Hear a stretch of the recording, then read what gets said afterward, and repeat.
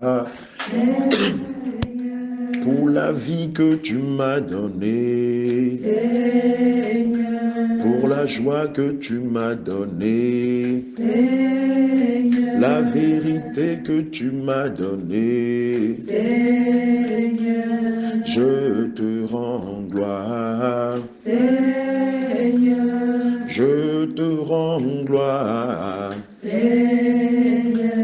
je te rends gloire,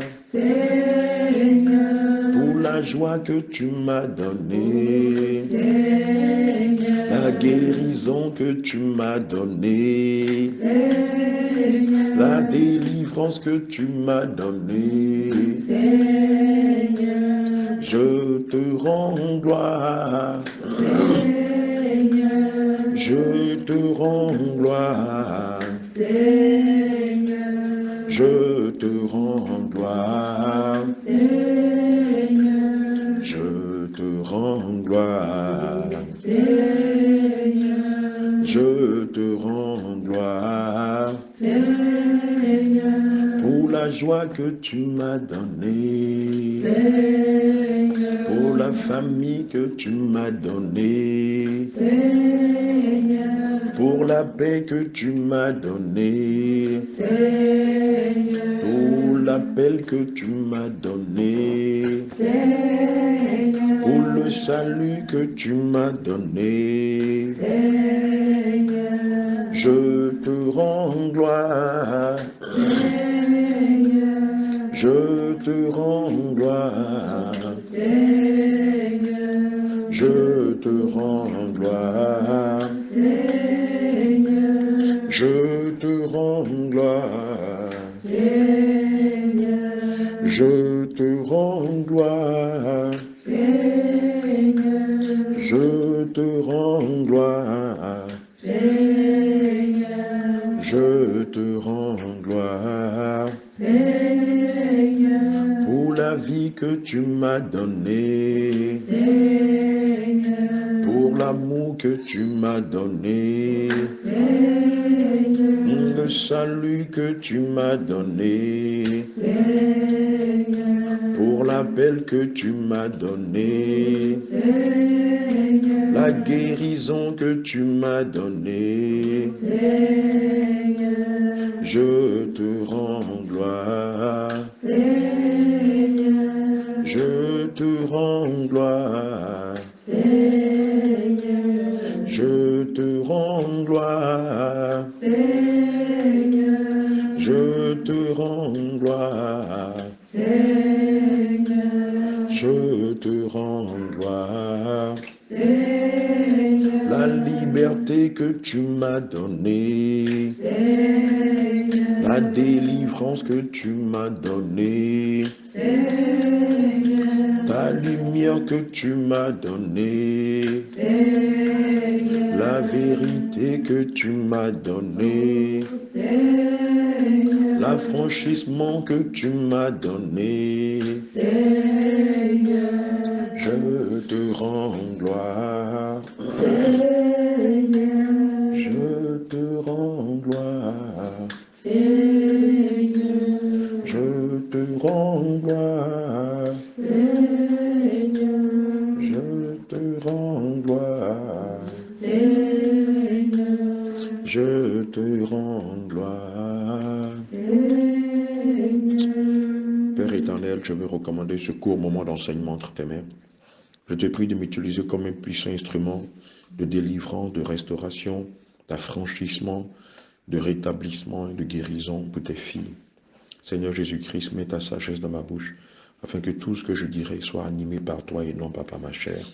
Au nom de Jésus, j'ai prié. Amen. Prends ton épée dans le livre de Proverbes 16, verset 32. Amen. Oui, quelqu'un peut lire Proverbes 16, verset 32. Je vais avec respect. Amen. Celui qui est lent à la colère vaut mieux qu'un héros. Amen. Et celui qui est maître de lui, même que celui qui prend des villes. Alléluia. Dans ma version, c'est selon Proverbes 16, verset 32. La lenteur à la colère vaut mieux que l'héroïsme. Mieux vaut être maître de soi que de s'emparer d'une ville. Amen. Le thème que nous allons aborder ce soir, c'est juste celui-ci, la maîtrise de soi. Amen. Malheureusement, on constate que chez les femmes, il est beaucoup plus difficile pour vous de vous maîtriser que chez les hommes. Les hommes, ça va. Mais les femmes, elles sont beaucoup colériques, beaucoup belliqueuses. Les femmes, beaucoup, le plus souvent, parlent vite. Elles parlent vite, elles ne prennent pas la peine de calculer tout ça, ça sort cash. Et puis c'est après qu'on regrette tout ça et qu'on se dit, ah, j'ai mal agi. Amen. Et c'est pourquoi pendant que vous étiez en train d'adorer le Seigneur m'a inspiré de mettre le doigt sur la maîtrise de soi. Alléluia. Gloire à Jésus.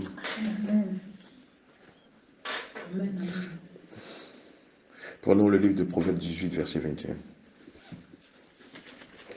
Voici une qualité que vous devez avoir. Une qualité que tous les saints doivent avoir. Amen. Surtout la gente féminine chrétienne. Je lis la parole de notre Seigneur. Amen. Dans le livre de Proverbes 18, à partir du verset 21. Amen.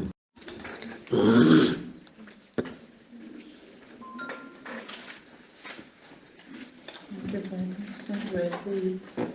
Non, 6.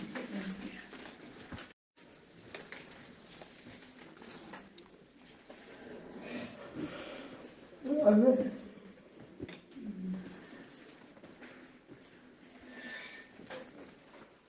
1 Thessaloniciens 5, verset 6. Oui, quelqu'un peut ici la trouver. Ça, attends, version.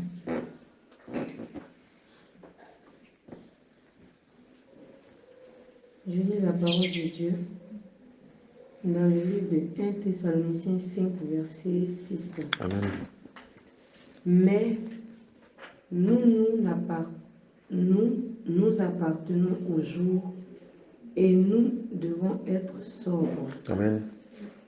Nous devons porter la foi et l'amour Amen. comme une cuirasse et notre espérance du salut comme un casque. Alléluia. Prends Éphésiens 4, verset 26 à 27.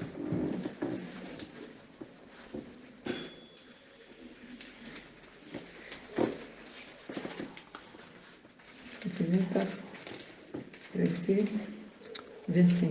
26 à 27. Je lis la parole de Dieu avec respect. Amen.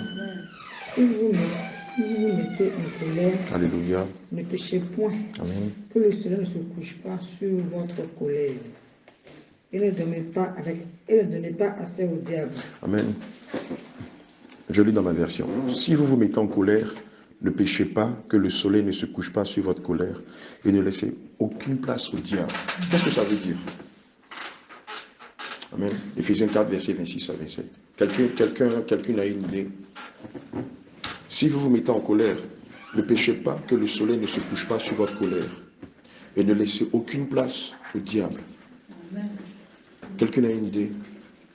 Pourquoi est-ce que le Seigneur nous demande de ne pas laisser que le soleil se couche sur notre colère? Qu'est-ce que ça veut dire? Spirituellement, oui, Marthe. Ça veut dire ne pas dormir avec la colère, ne pas fâcher avec sa soeur ou son frère. Donc, naturellement, qu'est-ce qu'on doit faire? On doit se réconcilier avec cette personne. Mais pourquoi est-ce que le Seigneur insiste que le soleil ne se couche pas avec votre colère? Pourquoi ce mystère-là? Quelqu'un a une idée? Pourquoi est-ce qu'on ne doit pas dormir avec sa colère? Même souvent, même au village, on nous dit ça. On dit de ne pas dormir avec sa colère. Si quelqu'un t'a fait du mal, promptement va régler la situation. Il ne faudrait pas que le soleil se couche et que le soleil dorme avec ta colère. Pourquoi Dieu insiste là-dessus? Parce que si tu dors avec eux, tu veux souvent en enfer. Ok, bon, donc on va parler des représentances. Oui, Adassa. Peut-être que ça peut laisser une porte ouverte avec que l'ennemi va. Alléluia. Et évidemment, lorsque vous dormez sur votre colère, ça ouvre une porte de Pandore au diable dans votre vie. À l'époque, on avait demandé à l'un des plus grands mystiques de notre ville comment il arrivait à tuer les chrétiens. Et l'on disait qu'il était extrêmement, pour ne pas dire absolument difficile, pour ne pas dire quasiment impossible de tuer les chrétiens. Mais qu'est-ce qu'ils allaient faire? Puisque nous n'avons plus les bijoux, nous n'avons pas les parfums, nous n'avons pas de faux cheveux, nous ne portons pas les vêtements sexy et consorts. Qu'est-ce qu'ils font? Ils vont nous tenter, ils vont envoyer des agents pour nous provoquer à la colère. Évidemment, quand on tombe dans la colère, c'est une porte de Pandore, surtout quand on dort avec elle. Surtout quand promptement on ne va pas se repentir. Il nous a dit, c'est comme ça que quelquefois il a pu détruire la vie des chrétiens. Amen. Ils nous disent que lorsque Dieu bénit, on le voit dans le livre de Daniel, lorsque le Seigneur devait bénir Daniel, le prince de Perse, qui est Satan, va empêcher qu'il ne reçoive sa bénédiction. Et nous dit que lorsqu'un chrétien doit être béni, ils le savent d'avance. Et donc, ils vont tout faire pour empêcher le chrétien ou la chrétienne de rentrer dans ces grâces. Et l'un des moyens par excellence que le monde occulte utilise contre les enfants de Dieu, c'est la colère. Amen. Dès que vous tombez dans la colère, vos bénédictions sont retardées pour 6 mois, pour 1 an, pour 2 mois, pour 7 ans, pour 10 ans. Parce que Dieu ne peut pas bénir quelqu'un qui est colérique. Non, ce n'est pas possible. Alléluia. Dieu ne peut bénir que quelqu'un qui marche dans la soumission, qui marche dans la tempérance, qui marche dans la maîtrise de soi, dans l'indulgence. Alléluia.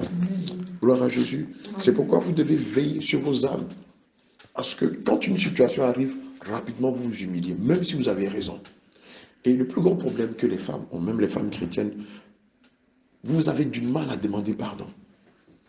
Ça va, le pardon là, c'est, franchement, pardonne-moi, je t'ai fait un tort, c'est fini. Vraiment, j'ai mal agi. Quoique vous avez raison, mais elle va te dire, tu sais, je te dis la vérité. Si ce n'est pas fait de Dieu, là, moi, je n'allais jamais te pardonner. Et puis ça, même si je te pardonne, je ne vais jamais oublier. C'est pas comme ça que vous faites. Alléluia. Évidemment, quand c'est comme ça, ce n'est plus un pardon. On va tenter de se justifier pour se donner raison. Or, ce que le Seigneur vous demande, c'est la plus belle des choses, la plus sainte des choses. Franchement, j'ai mal agi. Vous avez raison, j'ai mal agi. Amen. Je te prie de me pardonner. Puis c'est fini. Évidemment, quand vous décidez de pardonner, vous devez veiller à ce qu'un mois après, vous ne reveniez pas là-dessus. Il y a une chose qui est inhérente chez la femme, c'est qu'elle se rappelle du moindre mal, même dans 10 ans, même dans 20 ans, avec tous les moindres détails. Ce que vous ne verrez pas chez les hommes. Amen. Les femmes sont dans les détails. Or, le Seigneur veut que, quand vous dites que j'ai pardonné, que vous oubliez. Parce que quand on dit qu'on a pardonné, qu'on a gardé ça en cœur, ça veut dire qu'on a de la rancune. Alléluia. Je vous donne un mystère. Avec le respect. Amen. Car le royaume de Dieu, ce n'est pas le manger et le Non, boire. Romains 12, verset 17 à 21. Je veux que tu lises dans ta version, s'il te plaît. Oui. Ne répondez Toi, jamais mal par le 17. mal. Amen. Romains 12, verset 17. Tu n'as pas mené tes professeurs de maths là. C'est dit, les diplomates. C'est allé ça, vidéo. L'opération de mal par le mal. D'accord, allons-y. Ne rendez à personne le mal pour le mal. Alléluia. Cherchez à faire le bien devant tous les hommes. Amen. S'il est possible, et dans la mesure où cela dépend de vous, Amen. vivez en paix avec tous les hommes. Amen. Mes amis, ne vous vengez pas vous-même, Alléluia. mais vous laissez agir la colère de Dieu. Amen. Car l'Écriture déclare, c'est moi qui tirerai vengeance. Amen. C'est moi qui payerai de retour, dit le Seigneur. Alléluia. Et elle déclare aussi, Amen. si ton ennemi a faim, donne-lui à manger. Alléluia. S'il a soif, donne-lui à boire. Amen. Car en agissant ainsi, ce sera comme si tu amassais des charbons brûlants sur sa tête. Amen. Ne te laisse pas vaincre par le mal. Sois au contraire vainqueur du mal par le bien. Alléluia. On va disséquer Romains 12, verset 17 à 21. Premier verset. Ne rendez à personne le mal pour le mal. Recherchez ce qui est bien devant tous les hommes. Comment on peut expliquer ça? De façon simpliste. Comment on peut expliquer ne rendez à personne le mal pour le mal? Recherchez ce qui est bien devant tous les hommes. Comment on peut expliquer ça? Oui, Marthe? Ne pas se venger. D'accord? Quelqu'un peut dire quelque chose d'autre? Oui. Si quelqu'un t'a insulté, tu l'insultes toi aussi. Ça te rappelle quelqu'un, non? Amen. Alléluia. Quelqu'un peut ajouter quelque chose d'autre? Pardonner à tout le monde. Super. On peut ajouter quelque chose, on a envie de dire son contraire. Alléluia. Effectivement, c'est cela. Prenons le verset 18. S'il est possible, autant que cela dépend de vous, soyez en paix avec tous les hommes. Ça veut dire quoi? Si quelqu'un est en guerre avec moi, je suis aussi en guerre avec lui. Non. Ça veut dire quoi? Parlez. Amen. Si deux personnes sont en train de se battre, que j'ai l'habitude de les séparer, je fais quoi? Il faut bien le bouter même. Lui-même, là, c'est comme s'il faut casser sa bouche, arrache-lui 2 dents. C'est comme si tu fais ça même, nous tous, on sera délivrés de lui dans le quartier. Amen. Mais c'est bien fait pour lui. C'est bien fait pour lui. Lui, là, c'est comme si sa bouche, là, c'est lui toujours. Djébé, djébé, djébé, plec, plec, plec, plec. Tape sur bouche, là, bien même. Laissez les mots se battre. On est fatigué de lui. 1, 2, 3, c'est lui qui menace les gens dans le quartier. Amen. Quand on lit le livre de Matthieu 5, au verset 9, quelqu'un peut prendre Matthieu 5, verset 9, s'il vous plaît. Matthieu 5, verset 9. Je lis la parole de Dieu avec respect. Alléluia. Heureux ceux qui procurent la paix, car ils seront appelés fils de Dieu. Amen. Gloire à Jésus. On revient sur le verset 18 de Romains 12. S'il est possible, autant que cela dépend de vous, soyez en paix avec tous les hommes. Qu'est-ce que le Seigneur entend par là? S'il est possible, autant que cela dépend de vous, soyez en paix avec tous les hommes. Ça veut dire qu'à la base, donc, nous en tant que chrétiens, nous sommes quel genre de chrétiens? Nous sommes quel genre de personnes? Les gens de paix. Ça veut dire que nous sommes des pacificateurs ou des pacificatrices? Ça veut dire que nous sommes des hommes de paix. À la limite, maman ressemble un peu heureux. Voilà, un poltron, quelqu'un qui n'est pas trop sûr de lui. Juste la taper même là, il n'y a rien même. Amen. D'ailleurs, c'est pourquoi l'humanité se moque de nous. Parce qu'on ne ressemble à rien. Devant eux, on n'est pas à la dernière mode, on n'est pas branché. On ne ressemble à des gaous, à des braiseaux, voilà, du vieux jeu. Des amorphes. Voilà, des amorphes.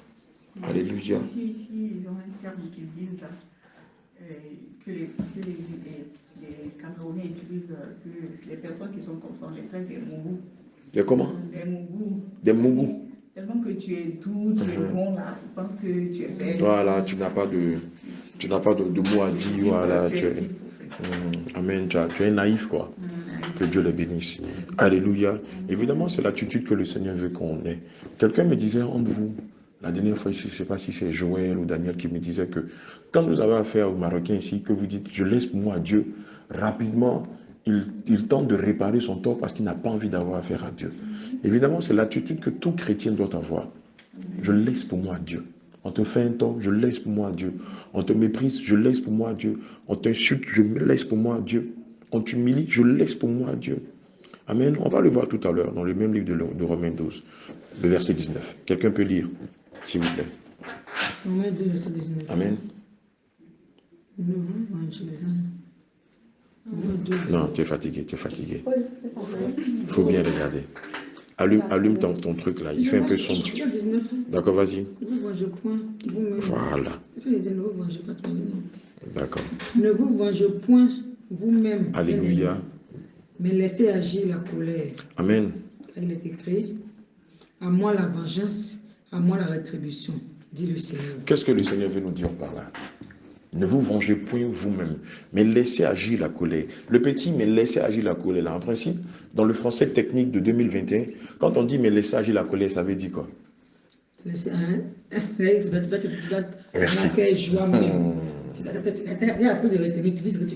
En principe, c'est ce que le mot dit. Hein. Mais laissez agir la colère. Quand on dit laisse agir la colère en toi, ça veut dire quoi? Elle dit, tellement elle est surprise. Oui, c'est ce que c'est. Il n'y a pas de retenue, il n'y a pas de retenue. Laissez agir la parole de Dieu. Voilà, maintenant, ici, tu sais que la parole de Dieu est remplie d'allégories, de symboles et de métaphores. Ici, on dit laisser agir la colère. Bon français, quand on dit laisse agir ta colère, ça veut dire quoi? Faut tout détruire, c'est gâté. Déballer tout. Dévaste tout. Alléluia. Amen. Mais est-ce que ça veut dire de laisser agir ta colère? Alléluia. Gloire à Jésus. Regardez bien ce qu'il écrit. Regardez bien ce qu'il écrit. Reprenez la phrase dans le 8 secondes. Il est dit quoi? C'est écrit, ne vous vengez point. Non, mais laissez agir la colère. La colère de qui? Bien sûr, bien entendu, c'est la colère de Dieu. Et c'est ce que sa version dit ici. Tu peux lire dans ta version, s'il te plaît. Mes amis, ne vous vengez pas vous-même, Oui. mais laissez agir la colère de Dieu. Oui, mais laissez agir la colère. Si c'était votre colère, ils auraient dit quoi là? Mais laissez agir votre colère. Laissez agir votre colère, mais laissez agir ta colère. Mais la colère n'est pas à vous. Amen. Que peut faire la colère d'un homme vis-à-vis du monde occulte ou vis-à-vis de ceux qui nous humilient? Rien. Mais Est-ce que vous imaginez combien de fois est plus grande la colère de Dieu vis-à-vis de nos adversaires, de nos ennemis, de ceux-là qui tous les jours nous outragent, nous diffament? Amen. C'est comme quelqu'un à qui il allait dans une église et puis le pasteur lui a dit, ta maman est sorcière. Et puis il prend une machette qui va menacer sa maman. Mais indépendamment de sa maman, il y a toute une confrérie derrière sa maman qui pratique la sorcellerie. Il ne la connaît même pas. Lui, il agit selon sa colère vis-à-vis de sa mère seule. Or, sa mère seule ne fait pas cette confrérie de sorciers. Alléluia. Le Seigneur veut qu'on dise, je laisse pour moi à Dieu. Quand vous dites que je laisse pour moi à Dieu, vous êtes en train de dire, Seigneur Jésus, toi-même là, que ta colère tombe sur eux. Alléluia. Parce que votre colère est mauvaise conseillère. Quelqu'un a dit, je crois que c'est moi qui disait que si on se met en colère, qu'on ne se répand pas et qu'on meurt, évidemment, on ira en enfer. Mais quand vous confiez tout au Seigneur Jésus-Christ, lui, il règle les choses selon lui-même, selon son bon vouloir, selon sa direction. Alléluia. La première fois quand on était au Togo, on avait une de nos filles dans la foi que je suivais qui était sorcière. Et donc dans l'église, tout le monde la fuyait, tout le monde avait peur d'elle. Et donc pendant un mois, prier, supplier, prier, supplier, prier, supplier, excusez-moi, jusqu'à ce que sa délivrance soit totale et qu'elle reçoive le baptême du Saint-Esprit. Mais je vous assure que lorsqu'elle a reçu le baptême du Saint-Esprit, c'était magistral. La puissance avec laquelle le Seigneur l'avait remplie du Saint-Esprit, personne n'avait autant de puissance dans l'église. Donc ça fait qu'elle est devenue la prophétesse attitrée de l'église. Mais avant ça, qu'est-ce qui va se passer? Son père va tenter de l'initier à la sorcellerie. Ça va marcher à moitié. Donc elle pratiquait la sorcellerie inconsciente. Mais son père voulait qu'elle soit une sorcière consciente. Et donc il y a des combats qui vont être menés. Vous savez ce qui s'est passé? Pour elle seulement, le Seigneur Jésus a tué 50 personnes dans son village. 50 personnes bien comptées.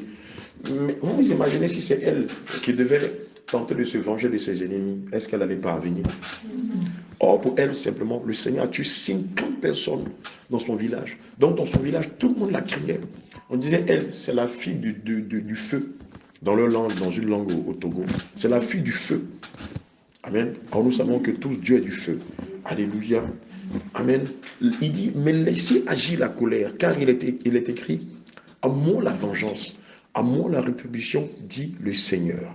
Maintenant, indépendamment de la colère que nous devons porter à nos ennemis, qu'est-ce que le Seigneur nous conseille de faire? On le voit dans le livre de Romains 12, toujours, verset 20. Si ton ennemi a faim, S'il a soif, donne-lui à boire. Amen. Par là, ce sera comme si tu lui mettais des charbons ardents sur la tête. Amen. Qui est déjà allé chez le marabout? Chez une féticheuse, souvent chez un féticheur, chez un voyant. D'accord. Ok. Que Dieu vous affermisse dans sa parole. Vous allez constater que quand on va chez un marabout dans le but de faire du mal à son prochain, voilà une seule chose que le marabout dira. Si c'est quelqu'un de bien, le médicament ne pourra pas marcher. Mais s'il est mauvais, ça va le tuer. Mais s'il est bien et que tu tentes de lui faire du mal, non seulement ça ne marchera pas, mais qu'est-ce qui va se passer en représailles? Ça va faire quoi? Voilà. Amen. Est-ce que vous savez que le monde occulte s'inspire de Dieu, s'inspire de la façon dont Dieu fait les choses? Alléluia. On le voit ici dans le livre de Romains 12, verset 20. Il est dit, mais si ton ennemi a faim, qu'est-ce que tu dois faire? S'il a soif. Maintenant, quel est le mystère qui se cache derrière? Oui. moi je pense que le message se cache derrière, c'est que la personne qui t'a fait du mal, lui, il a oublié. Il a oublié que t'as fait du mal. Mais toi, étant un chrétien, toi, tu as laissé tomber. Donc, tu agis envers lui comme si rien n'était. Mais Dieu, qui est le juste juge, avec le temps, te donnera raison. Alléluia. Que Dieu te bénisse. Quelqu'un peut ajouter quelque chose d'autre? Mais si ton ennemi a soif, a faim, pardon, donne-lui à manger. S'il a soif, donne-lui à boire. Car en agissant ici, ce sont des charbons ardents que tu amasseras sur sa tête. Oui, Denise? Moi, je pense aussi, dans cette situation, comme la Bible dit que Dieu ne fait pas de favoritisme entre ses enfants. Donc, pendant que toi, tu cries vers Dieu, tu lui dis, Père, voici mon frère qui me fait du mal. Et qu'en dépit de cela, toi, tu continues à le faire du bien. Dieu, en tant que vrai juge, va avoir votre position, vous deux. La personne qui a raison ou celle qui a tort. Donc Dieu va juger en fonction de ça. D'accord, ok. Dans ce cas, moi, D'accord, ok. Je vais aller aussi sur un autre sens. D'accord. Ici, on peut dire que nous sommes dans un monde, mais on ne connaît pas tous nos ennemis. C'est pour cette raison que le Seigneur nous demande de ne pas nous lasser de faire du bien. Amen. Parce que toi, tu fais du bien. Sans le savoir, peut-être même tu es en train de faire du bien à tes ennemis. Voilà. Et en faisant ça, ceux qui sont en train de comploter, là, le Seigneur va aussi les frapper. Alléluia. Ouais. Amen. Quelqu'un veut ajouter quelque chose ou dire le contraire? Oui, Ruth. Non, en fait, comprendre, c'est la même chose qu'on a aussi. Ici, vraiment que tu as fait du bien à la personne. Et avant que tu fais du bien, dans ses pensées, pense toujours à le mal. Fais toujours le mal pour toi aussi. Tu continues à faire du bien. Alléluia. Et devant le Seigneur, voilà ton père, c'est le bien que tu fais, mais le mal pour toi qu'on a personne. Ça se rend compte. Clair. Donc c'est par là que le Seigneur fait pour toi. Amen. Amen. Voilà comment le Seigneur se venge de nos ennemis. Amen. La plus grande arme que nous avons vis-à-vis de nos ennemis, c'est l'amour. Amen. On le voit dans le livre de 1 Corinthiens 13, c'est l'amour. Amen. Qu'est-ce que nous, chrétiens, pouvons apporter vis-à-vis de nos ennemis? Ils ont de la haine pour nous. Ils nous méprisent. Ils nous ont en aversion. Ils veulent nous voir chuter. Ils veulent nous voir même retourner à nos vomis pour dire, nous on savait que tu allais revenir. C'est toi qui sautais, qui criais. 1, 2, 3, Jésus, on ne sait même pas, tu ne sais pas qu'on t'a fait un lavage du cerveau. Nous on savait que tu allais revenir. Bonne arrivée. Amen. Mais évidemment, la plus belle âme que nous devons avoir vis-à-vis d'eux, c'est la charité, la débonarité, c'est l'amour. Amen. C'est vrai que c'est difficile de faire du bien à ses ennemis, mais nous devons demander au Saint-Esprit de nous assister afin de pouvoir le faire. Alléluia. Et comme Maman Sarah et Ruth et les servants de Dieu l'ont dit, en agissant ici, c'est comme du feu qu'on met sur les têtes. Malheur à eux, s'ils veulent prendre le bien qu'on leur fait pour nous faire du mal. Le Seigneur se lèvera contre eux. Alléluia. C'est pourquoi nous ne devons pas être vaincus par la colère. Amen. Mais nous devons les gagner par l'amour. Alléluia. Quelqu'un prend 1 Corinthiens 13 à partir du verset 1er. Totalement libérée. Que chacune d'elles soit totalement délivrée. Que chacune d'elles soit totalement restaurée. Seigneur, nous invoquons ce lieu ton sang. Le sang de la liberté, de la libération. Le sang de l'affranchissement, afin de libérer toutes tes servantes ici présentes. Seigneur, que ton sang les libère de toute oppression démoniaque liée à la colère, à la rancune, à l'intempérance, au manque de maîtrise de soi. Seigneur, que ton sang les restaure. Que ton Saint éternel, mon Dieu, mon roi, restaure la vie de chacune d'elles. Seigneur, maintenant, comme il est dit dans ta parole selon le livre de Matthieu 5, au verset 9 qui dit, heureux ceux qui procurent la paix, car ils seront appelés fils de Dieu. Seigneur, maintenant, je prie que ta paix descende dans ce lieu. Tu vas sentir comme une grande paix dans ton cœur. Seigneur, je prie que l'esprit de paix descende dans ce lieu. Seigneur, que ta paix surabonde dans la vie de chacune d'elles. Que ta paix abonde dans la vie de chacune d'elles.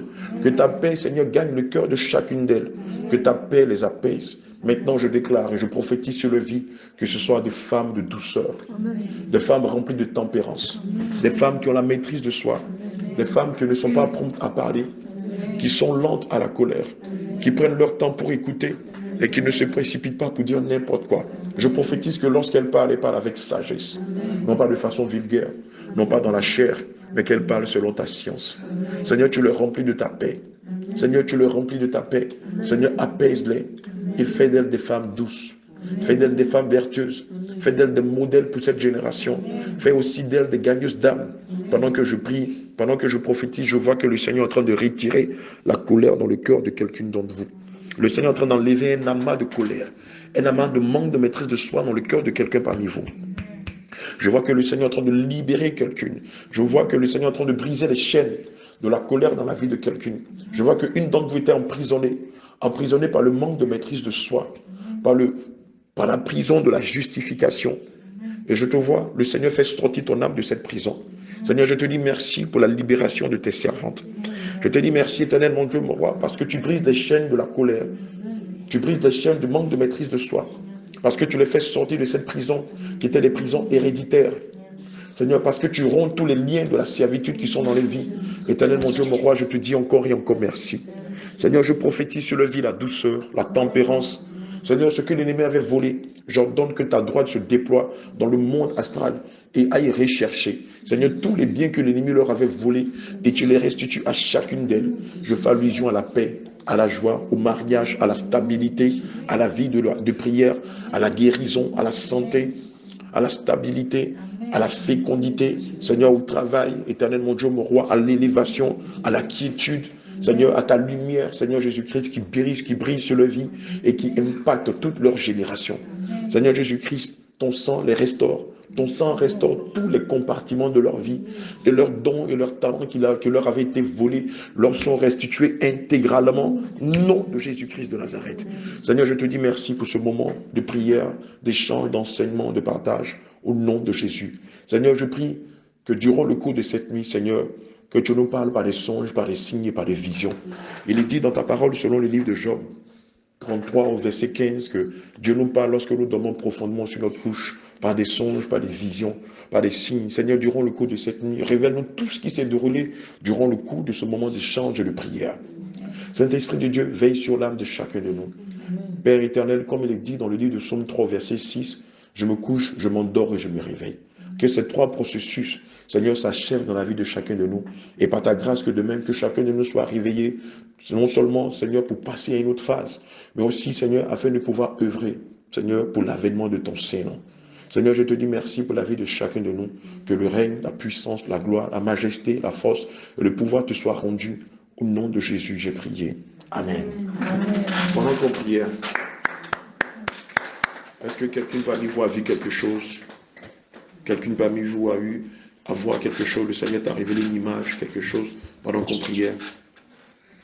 Est-ce que tu as vu quelque chose de particulier? Est-ce que tu as senti quelque chose de particulier pendant qu'on priait? Rapidement, oui, Marthe. Amen. Évidemment, ce sont les esprits qui t'affectaient, tels que l'esprit de la colère, qui sont sortis de toi, l'esprit du manque de pardon et tout ça, de l'interprétation. Oui. Oui. Les bâillements, et ce sont les mêmes esprits qui sont sortis de vous. Amen. Qui d'autre? Oui. Déborah. J'ai senti comme si quelque chose est attaché ici. J'ai senti une douleur. Après, ça commence à quitter. Alléluia. Gloire à Jésus. Quelqu'un a senti quelque chose d'autre? J'ai vu un truc, je sais pas, mais j'ai vu une grosse main, mais avec des grosses bagues. Des grosses bagues. Des bagues, mais une grosse main. Amen. Un truc d'homme. Amen. Alléluia. Dès que j'ai commencé à prier pour vous, il y a comme un esprit qui est venu se mettre en face de moi, qui a commencé à me menacer. Et dès que j'ai pris autorité, il a fui. Il y a une masse noire qui est venue se mettre là, comme ça ici. Alléluia. Amen. Quelqu'un a vécu quelque chose? Oui, Ruth. Amen. Tu étais très colérique. D'accord. Ok. Alléluia. Quelqu'un a vécu une autre expérience? Oui. Tu as senti une forte chaleur dans ton dos. Amen. Auparavant, tu sentais quelque chose dans ton dos. Tu sentais comme une présence dans ton dos. Comme si on te suivait ou comme quelqu'un était proche de toi. Comme si on te pillait. Comme le sentiment d'avoir quelqu'un dans son dos. Ça t'arrive souvent. Ça a été ta libération. Amen. Que le Seigneur nous bénisse. Allez, bonne nuit à vous.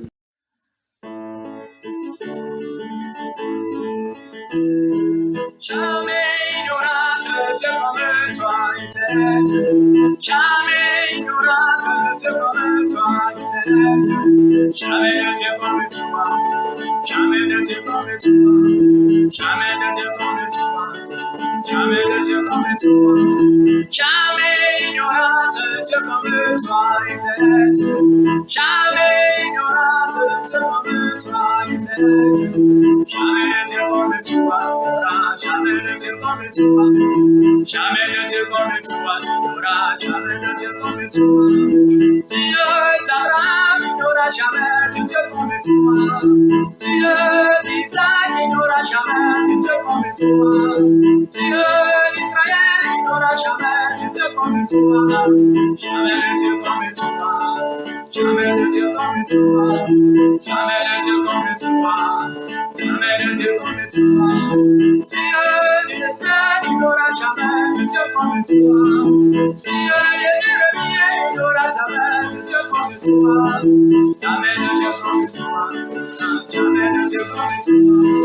Jamais de Dieu comme toi. Jamais de Dieu comme toi.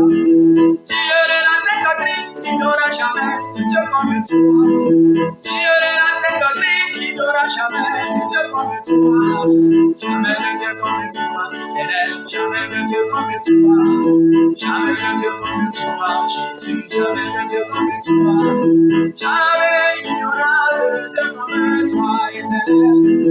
Jamais il n'aura été comme toi, Papa Yahweh. Jamais été comme toi.